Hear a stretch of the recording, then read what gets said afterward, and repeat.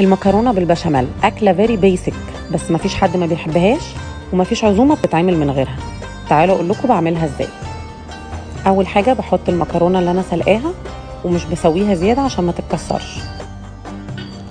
بعد كده ببقى عامله العصاج، وانا كنت منزله لكم طريقته. بحط العصاج، بحط نصه تقريبا واقلبه على المكرونه عشان المكرونه كلها تبقى واخده لون وفيها لحمه مفرومه. وبعدين ببقى عامله البشاميل، بحط منه معلقتين كبار واقلب المكرونه واللحمه المفرومه مع البشاميل كمان عشان المكرونه كلها يبقى فيها بشاميل. انا كنت منزله لكم برده طريقه البشاميل. انا بخلي البشاميل سايح، مش بتخنه قوي.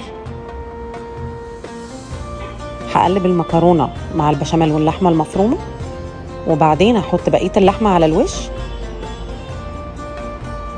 وبعد ما احط اللحمه على الوش هبتدي احط الميكس تشيز. ده تشيدر ورومي وفلامنك مع بعض، ممكن تحطوا اي ميكس تشيز بتحبوها. وبعدين الموتزاريلا، وبعدين هحط بقيه البشاميل كله على الوش واغطي المكرونه كلها كويس. طبعا هبقى مسخنه الفرن، هدخلها الفرن على درجه حراره 180. لما تبتدي تسزل من تحت وخلاص اعرف انها استوت، هولع عليها الشوايه من فوق لحد ما تحمر.